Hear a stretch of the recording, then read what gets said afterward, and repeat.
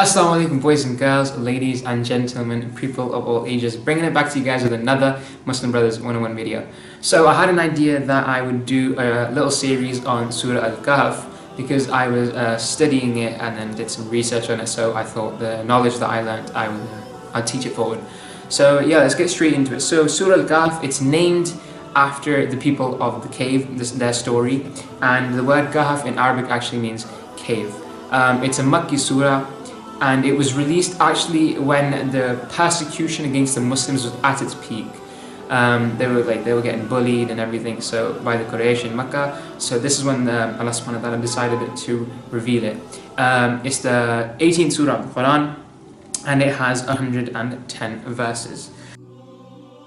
The Jews told the pagans to ask the Prophet ﷺ 3 questions, and the 3 questions were: who were the sleepers of the cave and what was their story? Who was Dhul Qarnayn, and what does the Prophet ﷺ know about the Ruh? So the answers to these 3 questions are all contained in Surah Al-Kahf, and I'm going to quote a few hadith here. Reciting Surah Al-Kahf on Friday, the Prophet Muhammad ﷺ said that whoever reads Surah Al-Kahf on the day of Jummah will have a light that will shine from him from one Friday to the next.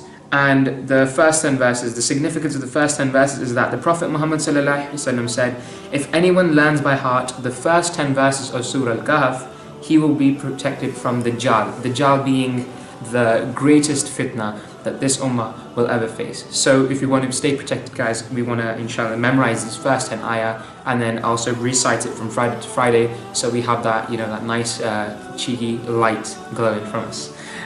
So let's just get into the first 8 ayah today, inshallah, in this video. أعوذ بالله من الشيطان الرجيم بسم الله الرحمن الرحيم الحمد لله الذي أنزل على عبده الكتاب ولم يجعل له عوجا. The translation of the first ayah is: all praise is due to Allah, who has sent down upon his servant the book and has not made therein any deviance. So all praise to Allah subhanahu wa ta'ala for sending down this Quran, being the book, and his servant Prophet Muhammad ﷺ. There is no deviation in it. The word iwaja or iwaj actually means crookedness or deviation. So in this Quran, there is no deviation, there is no false information, there is no contradictions. And in a time, in a day and age of, morality is changing. There's so much crookedness in morality. As time goes on, things that weren't okay 20, 30 years ago are becoming okay. So in this kind of time, we need something that has no crookedness, and this is the Quran. This is the thing that will save us. So the Quran is full, no crookedness in the Quran. This will save us in a time of crookedness. And you can take it as an example. For example, there is a tree. There's a flood coming, a big flood. And this flood has iwaja, okay? This flood is full, and it's an iwaj flood, okay? It's got lots of crookedness in it. And we need to, the flood's coming towards us, and we need something to, we need to save ourselves from it. So there's this big tree. So we all need to hug this tree, right? This flood's gonna come, it's gonna wash away, it's gonna uproot trees, houses, cars, it's gonna take everything with it. But if we stay hugging onto this tree, which the tree being the Quran, if we can just hug onto this tree, then inshallah we'll be alright. The next ayah. قيما لينذر بأسا شديدا من لدنه ويبشر المؤمنين الذين يعملون الصالحات أن لهم أجرا حسنا. The translation being, he has made it straight to warn of severe punishment from him and to give good tidings to the believers who do righteous deeds that they will have a good reward. So Allah subhanahu wa ta'ala is going to warn of a severe punishment, which being Jahannam, and he wants to also congratulate and give good tidings to people that are doing good deeds nowadays, and give glad tidings to them. And he's telling them that he's kept a special reward, being Jannah, for us in the next life, inshallah. And this is actually a nice little example of how the Quran is really well balanced. Like in this ayah, for example, Allah subhanahu wa ta'ala, first he mentions the punishment, then he mentions the reward as well. So it's showing how it's actually balanced. It's never, oh, punishment, Jahannam, Jahannam, or it's never, oh, Jannah, Jannah, Jannah. It's, it's balanced to show you what you will stay away from by doing the good deeds, and you're not just saving yourself, but you're actually getting an amazing reward in return as well. So inshallah we should all strive to do righteous good deeds. The third ayah being مَاكِثِينَ فِيهِ أَبَدًا. The translation is, in which they will remain forever. So now actually Allah subhanahu wa ta'ala is talking about heaven and hell.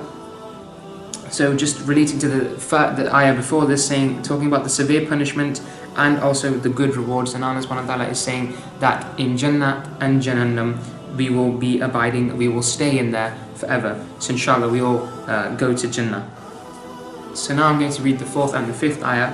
وَيُنذِرَ الَّذِينَ قَالَ اتَّخَذَ اللَّهُ وَلَدًا. The translation is, and to warn those who say Allah has taken a son. Astaghfirullah. 5th ayah is, مَا لَهُمْ بِهِ مِنْ عِلْمٍ وَلَا لِآبَائِهِمْ كَبُرَتْ كَلِمَةً تَخْرُجُ مِنْ أَفْوَاهِهِمْ إِنْ يَقُولُونَ إِلَّا كَذِبًا. Translation is, they have no knowledge of it, nor had their fathers. Grave is the word that comes out of their mouths. They speak nothing except a lie. And so Allah subhanahu wa ta'ala is actually warning those people who say that Allah subhanahu wa ta'ala has begotten a son, astaghfirullah, and He's saying that they have no knowledge of it, nor had their fathers. So there's no, where have they got this idea from that Allah subhanahu wa ta'ala has a son? It's literally just, they've just invented it from their own self. They've invented it from their mouths that Allah subhanahu wa ta'ala has a son. Where's the knowledge? Where does this knowledge come from? Grave is the word that comes out of their mouths. Grave is the word that comes out of their mouths. The things they're saying, it's so dangerous, it's so grave, they don't understand. They just say Allah subhanahu wa ta'ala has a son. That's nothing light. Grave meaning it's so serious what they're saying. And Allah subhanahu wa ta'ala says they speak nothing except a lie. So everything, this whole thing about Allah subhanahu wa ta'ala having children, it's all a lie. This is a hadith from Sayyid Bukhari. Prophet Muhammad said, there is no being who is more patient than Allah subhanahu wa ta'ala. They slander him and they lie about him and they accuse him of having children, but he still provides for them. So this actually shows Allah subhanahu wa ta'ala is Rahman, how Rahman he is, how Rahim he is, that they're lying about him, they're making fun of him, they're saying he's got children, but he still provides for them. If he wanted to, he could easily, without any difficulty, he could punish them, destroy them, whatever, but no, he's Rahman, he's Rahim, he's merciful, and so he forgives the people that he forgives them, he gives them chances. Maybe they'll realize their mistake. He keeps forgiving them and he keeps providing for them. So subhanallah, that's one of Allah subhanahu wa ta'ala's qualities, that he's so merciful. And the 6th ayah is فَلَعَلَّكَ بَاخِعٌ نَفْسَكَ عَلَىٰ آثَارِهِمْ إِن لَّمْ يُؤْمِنُوا بِهَذَا الْحَدِيثِ أَسَفًا.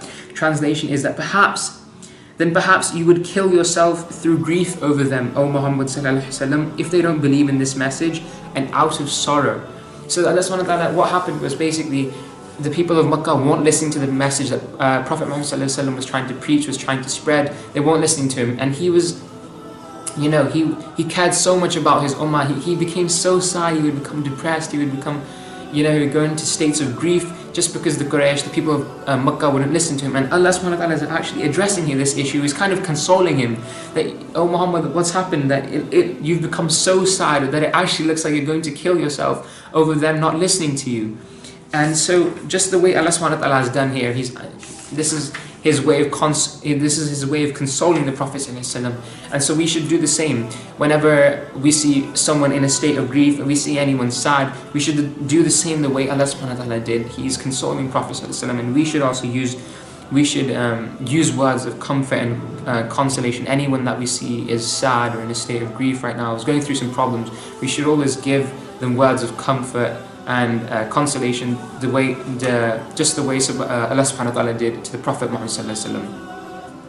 And also from this ayah we can learn a lesson that Prophet was getting so sad over people that didn't even care about the message. They weren't even listening to him. They would just reject him. And these are the people that persecuting the Muslims in Makkah at this time. And he would get sad over them not believing. And subhanAllah, it's so amazing that Prophet Muhammad, he was getting sad over people that weren't even listening to him. Like if it was people that were listening to him, and then he would get sad over them, it would make sense. But he would care so much about his ummah that he would become sad over people that would just reject him. These are the Quraysh, these are the people of Makkah that are actually prosecuting the Muslims, that are bullying them at this time. But Prophet Muhammad, he would get sad even over them not listening. And just this really shows Prophet Muhammad sallallahu alaihi wasallam, he had genuine love for people. And so if we want to call people to Islam just the way Prophet did, we need to have a genuine love for people as well.